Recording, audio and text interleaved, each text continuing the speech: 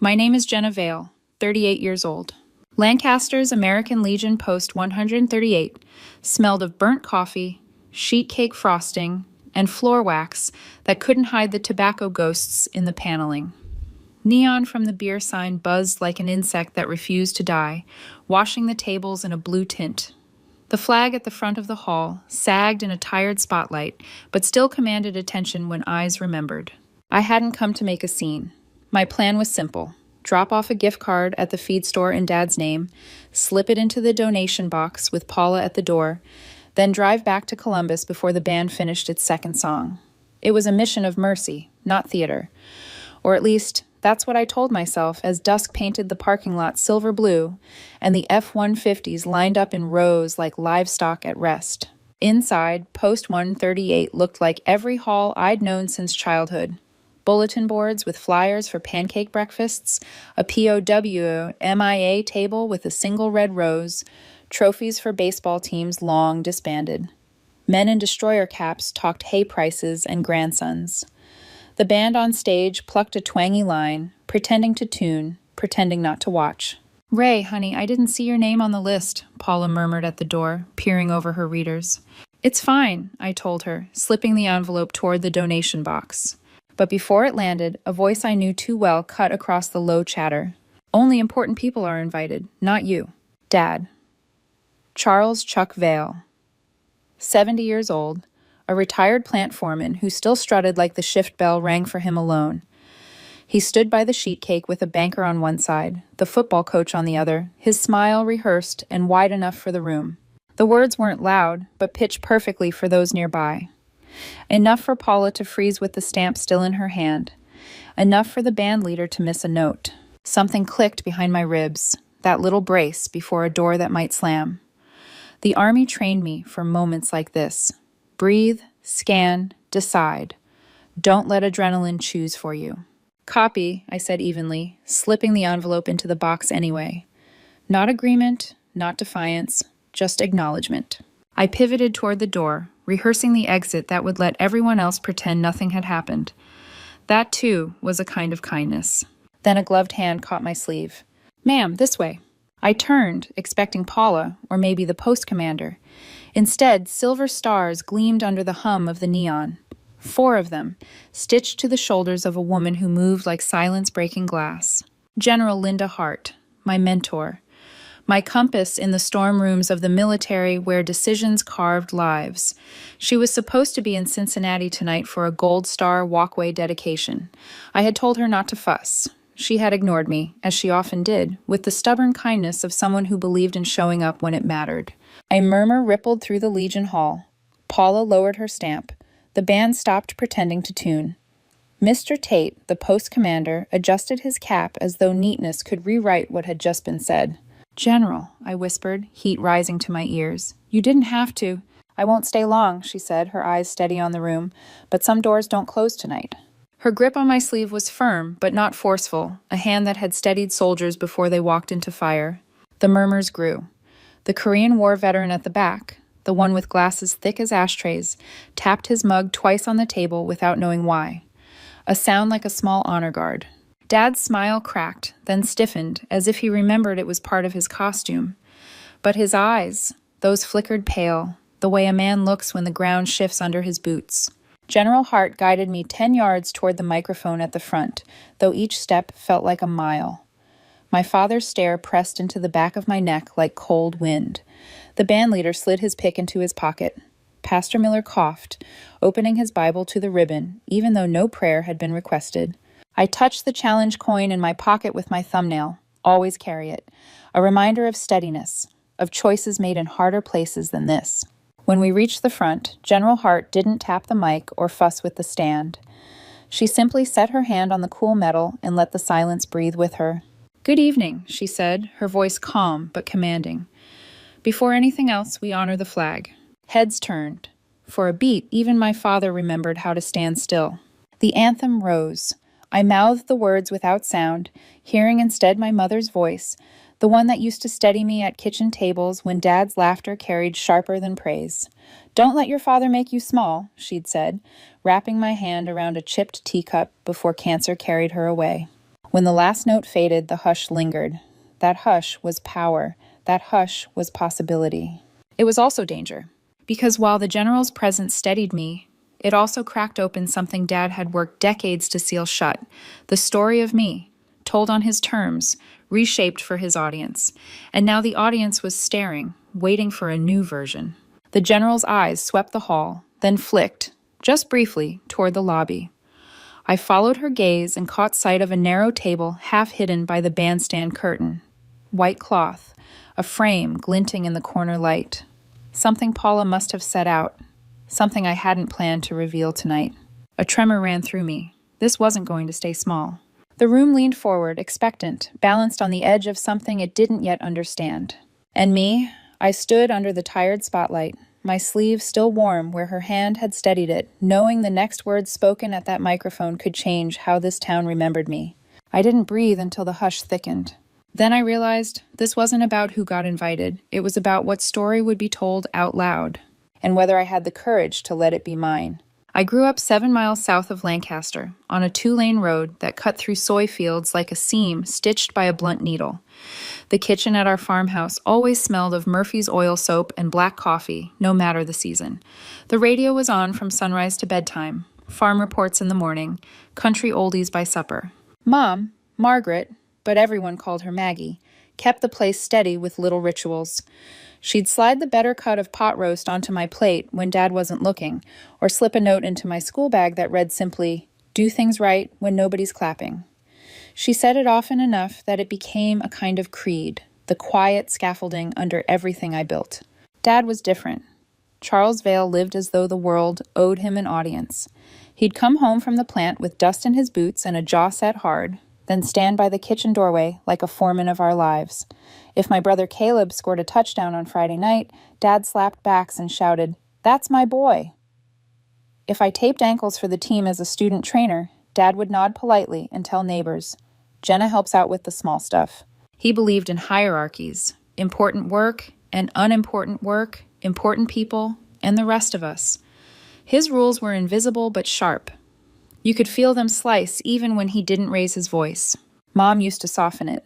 "Everybody gets a turn," she'd say, passing Caleb and me, each a slice of pie as if sugar could balance the scales. And maybe it did for a while. By 19, though, I'd had enough of being small. I took a ride to the recruiter's office behind Kroger with nothing but a duffel bag and determination. Staff Sergeant Walters slid a stack of forms across the desk. "Medical fields open. 68 whiskey. Combat medic." The letters looked like a door. I signed before I had the chance to doubt. Texas heat nearly swallowed me those first weeks. The first time I set a tourniquet, sweat ran into my eyes, and my hands trembled over the webbing. The first time under fire, dust filled my teeth while helicopter rotors beat the air like hammers on steel. A private bled from everywhere and nowhere. "You're okay, bud," I told him. Not because it was true, but because words matter when truth can't. That night, I wrote a letter on bad CS paper, short and careful. Mom wrote back with recipes scrawled in the margins. She told me about church potlucks, about how Mrs. Whitaker from English class still used too much nutmeg, about the way the lilacs looked in May. Dad didn't write. At the plant, he told people I was some kind of nurse. One Christmas, home on leave, he picked me up from the airport. His hello wasn't a hug, but a comment. "You look scrawny." Caleb was trying out for college ball, so Dad's mind was already elsewhere. Then came a day in 2009 that bent my life a few degrees. A convoy was hit outside the wire, and we worked casualties under a sky that felt closer than skin. I was senior enlisted on shift, which meant I had to look like I knew what to do. Rhythm kept us alive. Eyes, hands, clipped words. One specialist kept trying to sit up. I pressed my palm to his sternum. "Stay with me. Breathe." He listened, and somehow we got him stable. Later, while I was filling canteens, a colonel found me. "Vale," she said, sharp but not unkind. "Yes, ma'am?" "You make people do the right thing in a way that feels like their idea." I blinked, unsure if it was praise or warning. "You thought about a commission?" I gave the practical answer. "Money's tight, ma'am. Not sure I'm the type." She gave me a look that cut through excuses. Her name was Linda Hart. She wrote the memo that stopped boards from skimming my file and made them read it. She taught me how to brief without drama, how to ask questions that dig past the obvious. She made me believe leadership wasn't volume, it was presence. When I pinned second lieutenant, Mom came. Dad didn't. Our hands shook, so the pin went on crooked. "I'm proud of you," Mom whispered, as if she'd been waiting my whole life for permission to say it out loud. Stateside or downrange, I found rhythm. PT, before headlines could claw at my mind. Clinic tents where pain was measured and turned into paperwork. Flight lines where metal sang. I wrote home less, but Mom's letters kept coming.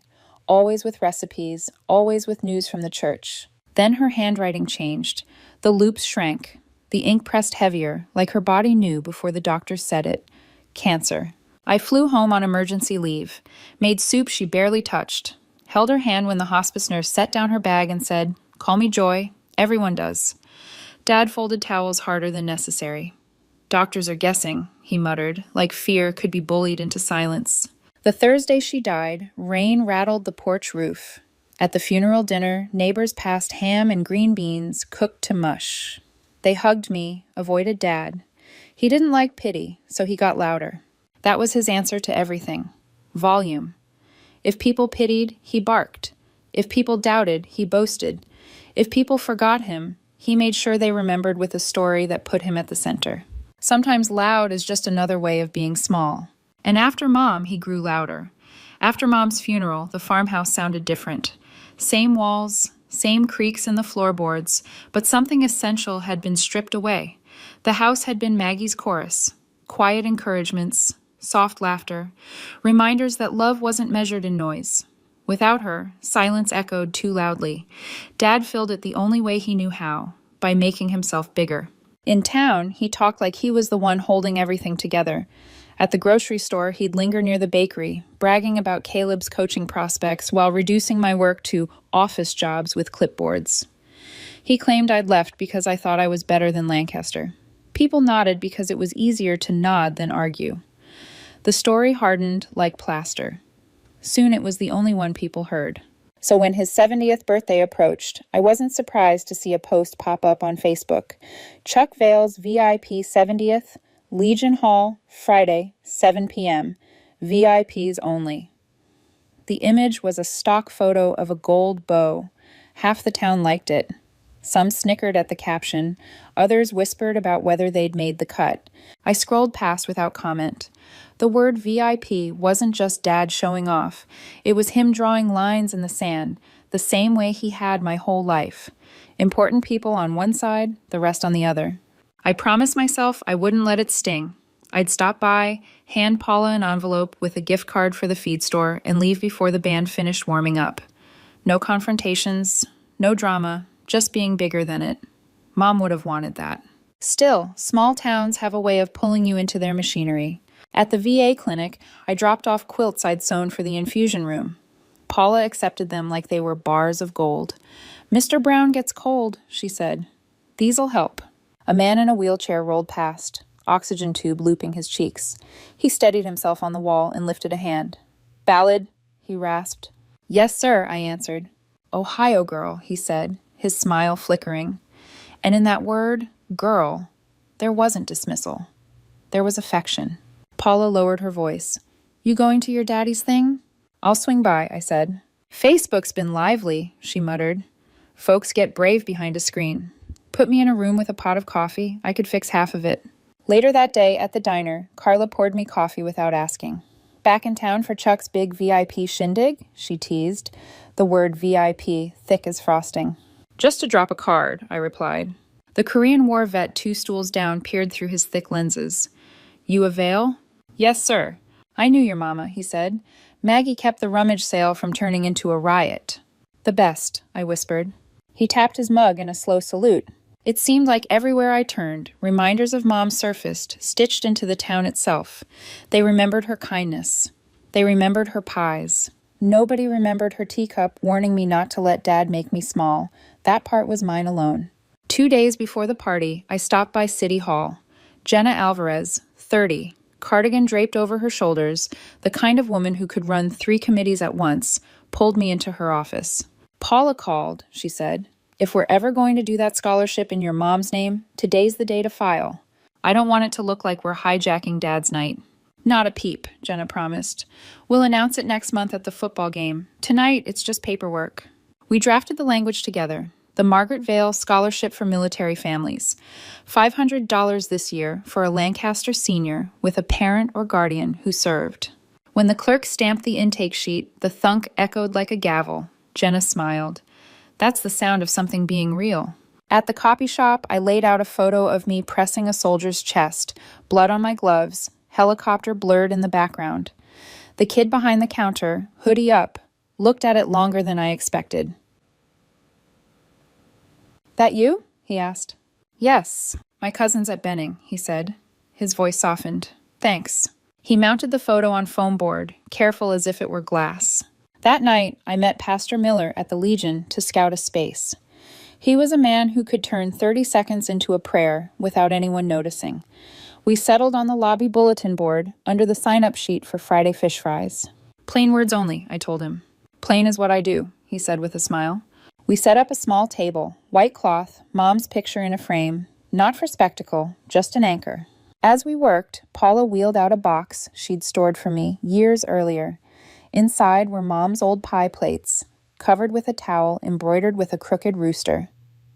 Figured you'd want these back, she said. The plates clinked gently as I carried them to Aunt Linda's car. Something else slid inside, an old envelope, yellowed at the edges, tucked between glass. I didn't pull it out. Not yet. I told myself it was just a recipe or a note Mom had scribbled, but my chest tightened anyway. On the drive back, I rehearsed my plan again. In and out, drop the card, leave, keep it small. But the thunk of that clerk's gavel wouldn't leave my ears, and I knew deep down that nothing about this night was going to stay small.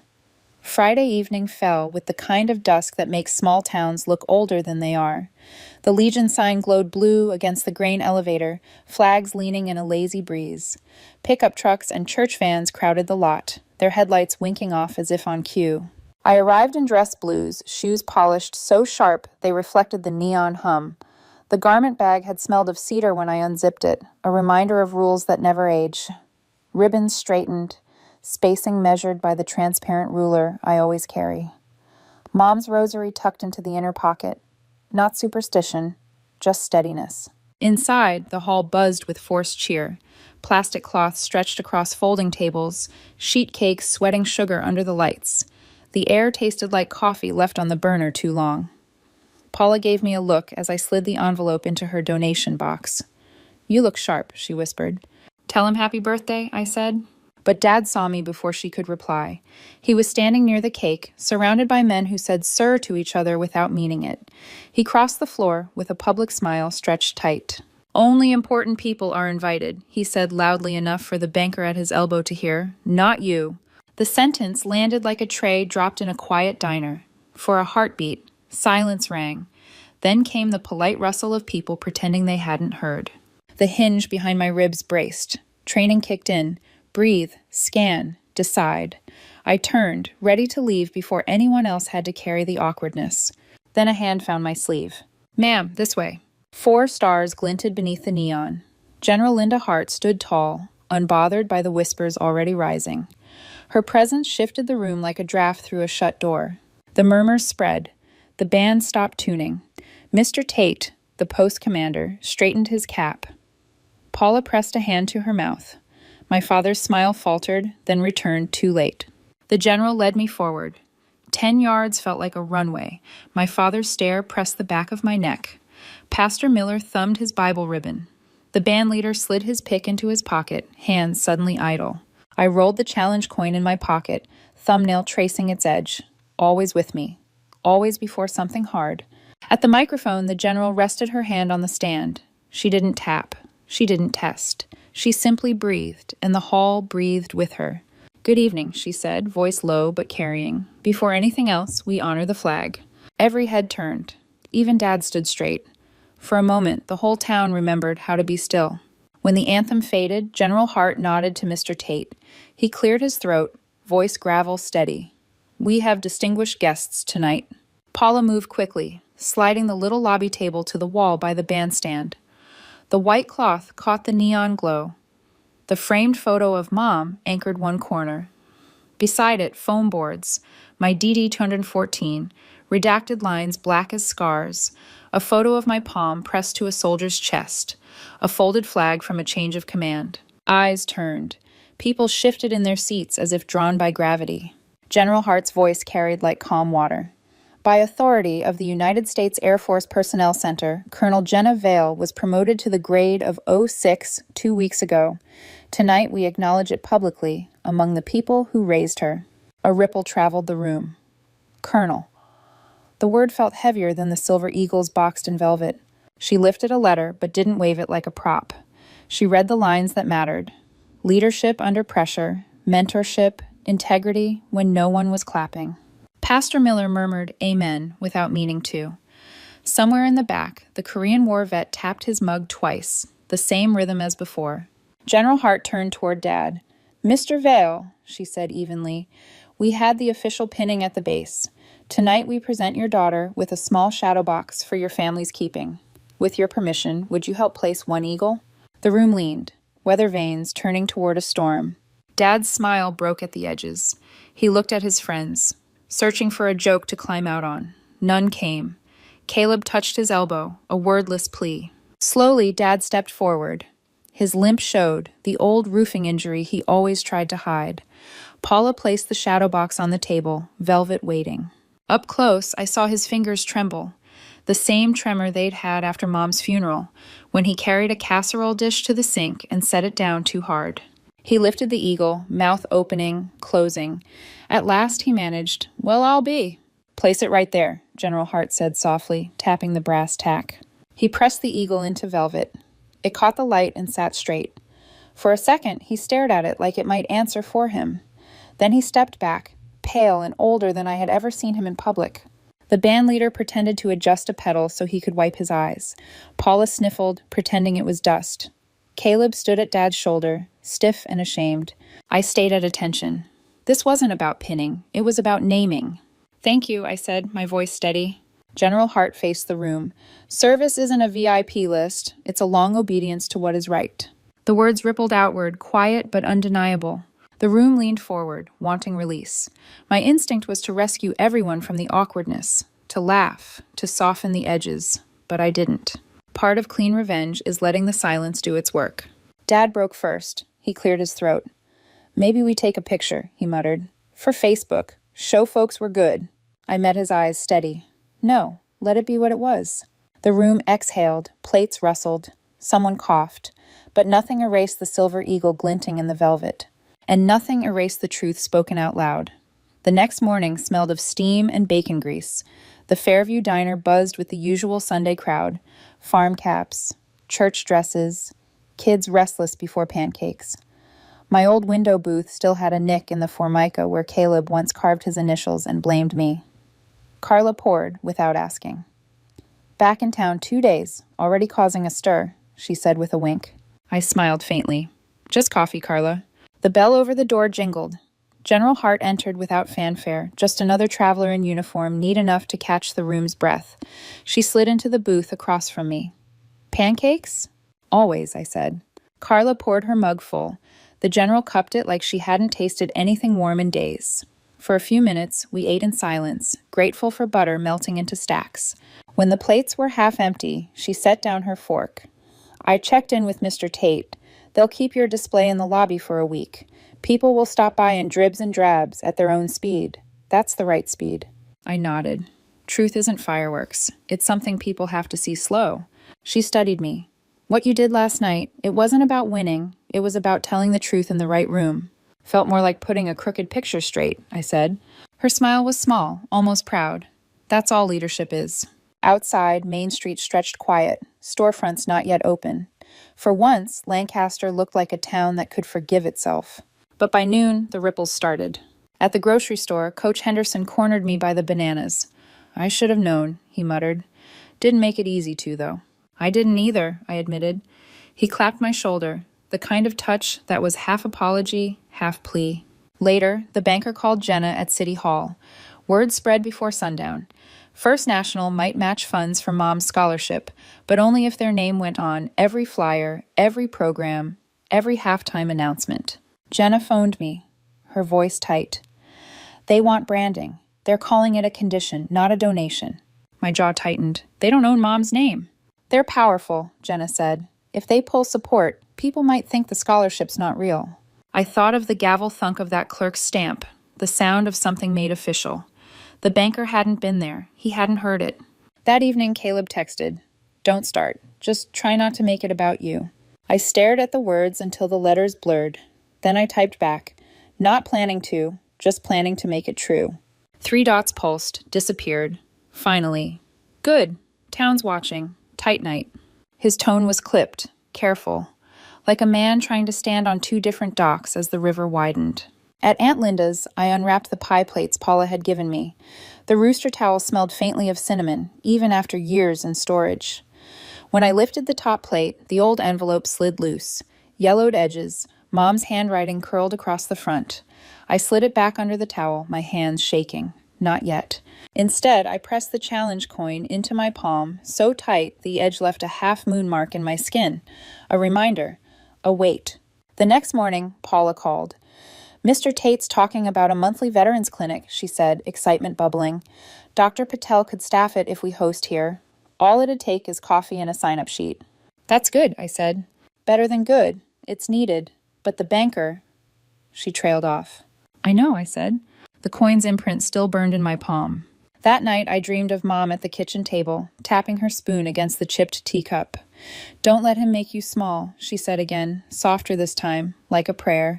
When I woke, the imprint was still there. By midweek, Lancaster gathered on the courthouse square for the Gold Star Walkway dedication. September air carried a chill, sharp enough to make collars rise. Potted mums lined the path, orange and gold like a second sunrise. The walkway curved under maples, each stone cut with a name, a rank, a date that should have been later than it was. Families stood in clusters, mothers holding programs against their ribs, fathers stiff with the posture of men, who thought carrying might keep them from breaking.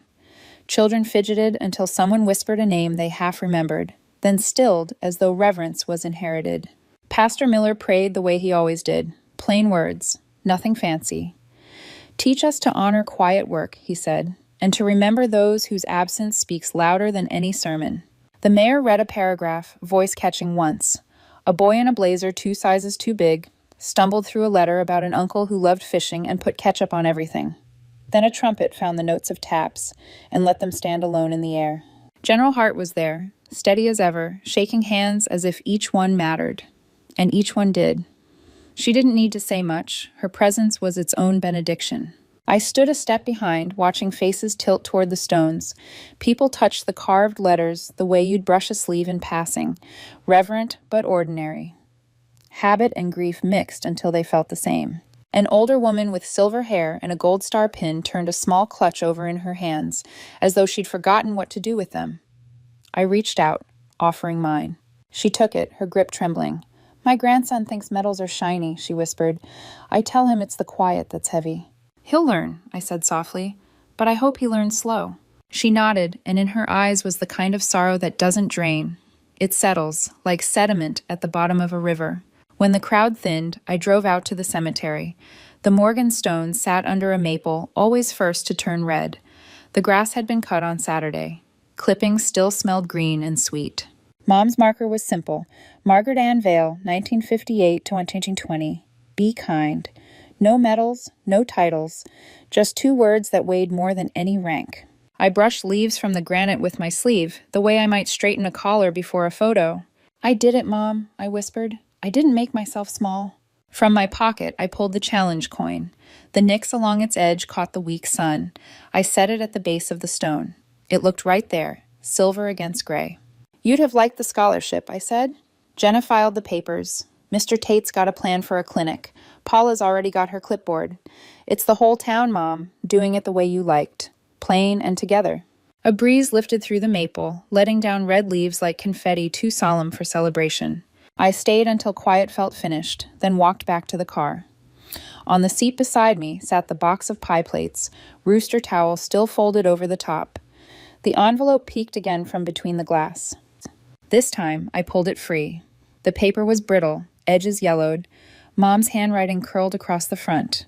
For Jenna, to be opened when you're ready. My throat tightened. I slid it back under the towel, not ready yet. The drive home was long enough to rehearse all the reasons why. Maybe it was just recipes, like the ones she used to send. Maybe it was a letter meant for another day.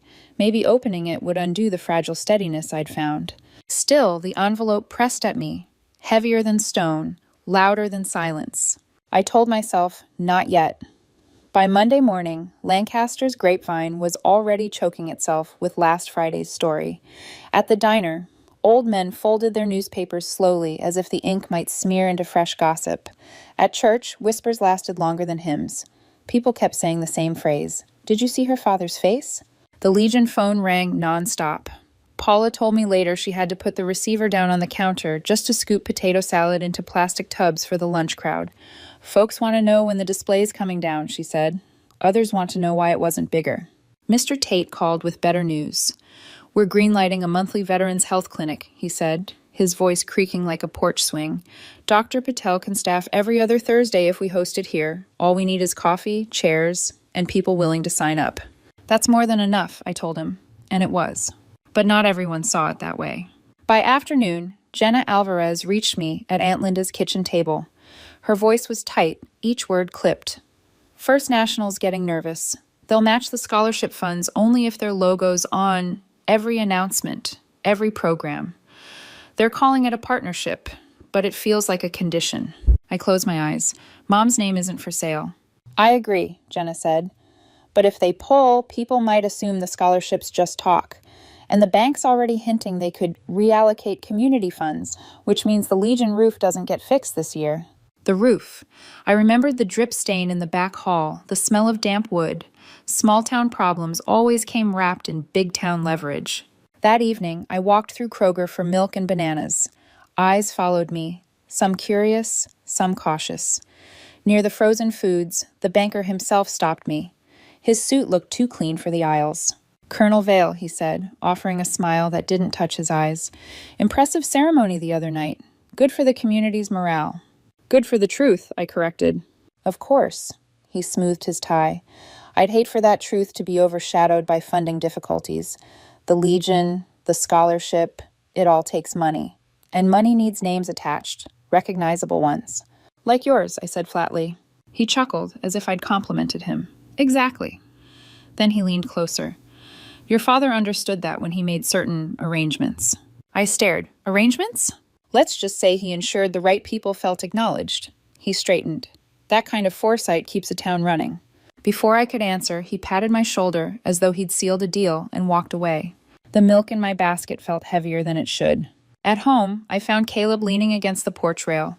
He'd driven over, truck still ticking from the ride. He didn't look me in the eye. I wanted to get ahead of it, he said. Of what? The donor stuff. The bank. Dad knew making you the butt of a joke would play well with them. He figured if he drew the laugh line, they'd write the check. I felt the air leave my lungs. You knew? He nodded once, jaw tight. I told him not to, but he said it was harmless. Just words. Said you'd shrug it off like always. Like always, I repeated. The phrase felt like a bruise pressed too hard. I didn't think he'd go through with it, Caleb added quickly. But when he did, he stopped, rubbing the back of his neck. I froze. Didn't know how to fix it. You could have warned me, I said. I thought maybe if I stayed quiet, it wouldn't land so hard. Silence stretched between us, filled with the sound of crickets starting up in the yard. Caleb, I said finally, do you understand what that means? He traded my humiliation for a promise, and you let him. His shoulders slumped. I'm sorry. Sorry felt thin, like paper over a crack. I walked inside, leaving him on the porch. My hands shook as I set the milk in the fridge. The envelope in the pie plate box seemed to hum at me from across the room, louder with every heartbeat. Outside, Caleb's truck started. Gravel crunched. The sound faded down the road, leaving only the rooster towel folded over Mom's plates, and the truth I wasn't ready to read yet. The price of VIP was clearer now. It wasn't just a joke at my expense. It was currency. And I had to decide whether to spend silence or break it. Night fell heavy on Aunt Linda's farmhouse, the kind of dark that swallows noise. I sat at the kitchen table with the rooster towel folded in front of me, pie plates stacked neatly beneath. The envelope had been taunting me for days, whispering from between the glass like it had a pulse. I told myself not yet. that I'd wait until things settled, until I felt steadier. But steadiness is a myth. The longer I avoided it, the louder it became. Finally, I slid it free. The paper was fragile, yellowed at the edges. Mom's handwriting curled across the front. For Jenna. To be opened when you're ready. My hands trembled as I unfolded it. My girl. If you're reading this, it means I didn't find the right time to say what I needed to. That's the trouble with mothers. We think we'll always have another supper, another car ride, another morning. When you stop by for coffee. But sometimes time cheats us. There are things you deserve to know. Your father intercepted a letter once. It was from the Army, an invitation to your OCS ceremony. He said it wasn't important, that you'd tell us when it mattered. But I saw the postmark, tucked it back after he sent it away. I never forgave myself for letting him decide what you should or shouldn't celebrate. I want you to know, he did it because he was afraid. Afraid you'd outrank the story he tells about himself. Afraid of being small. When the plant announced layoffs, he felt himself shrinking. That's when the loudness began. Humiliation became his shield. If he shouted, nobody would see his fear. But I saw it. I carried it. I tried to balance it with kindness so you wouldn't carry it too. I don't know if I succeeded. I need you to remember, Jenna, loud is not strong, quiet can be steel, and you, my girl, are steel shaped by fire. Don't let your father's noise take up all the space, but don't lock him out forever either. Boundaries aren't walls. They're fences with gates you choose to open. Set the fence. Let him knock. Let him feel the difference between earned entry and demanded space. If you ever wonder whether you mattered more than Caleb's touchdowns or Chuck's stories, the answer is simple, yes. Always yes. Even when I failed to show it, even when I let him drown you out, you mattered in every breath I took. Be kind, but don't be small. Carry me with you, and when you doubt yourself, remember this letter. Remember that someone knew exactly who you were and was proud. Mom! I pressed the paper flat with both hands, tears blurring the ink. The words clung to me, heavier than the folded flag on display at the Legion, heavier than the coin I'd carried into every hard room. Dad had hidden the Oka notice. I should have been furious. Instead, I felt hollow, as though a truth I'd suspected all along had finally slipped its mask. He had stolen recognition not because he hated me, but because he couldn't stand the echo of his own smallness. The rooster towel still smelled faintly of cinnamon. I wrapped the letter in it, sliding the bundle back into the box. But the words wouldn't return quietly. Fences, not walls. Let him knock. The next morning, I drove to the farmhouse. Dad's truck was parked crooked, a folding chair propped in the driveway as though he'd been sitting outside, waiting for no one. He was in the garage, cleaning spark plugs with a wire brush, though the truck had been fuel injected since Clinton. His radio barked about quarterbacks and stats. I stood in the doorway, the letter burning in my pocket. You busy? I asked. Always, he said. Eyes narrowed. Against the grit he pretended to scrape. I pulled out the envelope. His gaze snagged on it instantly. His jaw tightened. Where'd you get that? He asked. Mom kept it with the pie plates, I said. Silence swelled between us. The wire brush stopped mid-scrape. He didn't deny it. Why? I asked quietly. He set the spark plug down. His hands trembled faintly. You'd have gone. You'd have stood there in front of everybody, bigger than me. And I couldn't... He stopped. I couldn't let that be the story. It was my story, I said. My voice didn't rise. I didn't need it to. Not yours. His eyes flicked to the floor, then back to the envelope. For once, he looked smaller. Mom said fences, not walls, I added. This is me setting a fence. He swallowed hard. And if I knock? Then we'll see if I open, I said. For a moment, neither of us moved. The radio announcer yammered about a touchdown that didn't matter. Finally, Dad nodded once, like he was agreeing with the weather. Fair enough. I left him there, spark plugs and silence scattered around him, the letter warm against my chest. For the first time in years, I didn't feel small. The days after I showed Dad the letter felt different. Like the air in Lancaster had shifted. People still whispered, but the tone had changed. Less gossip, more curiosity.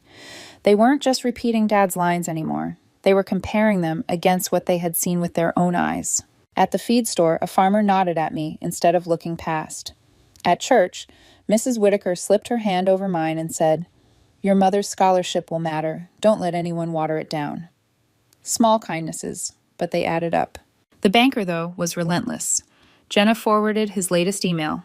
First National will gladly continue its partnership provided recognition is prominently displayed at all public events.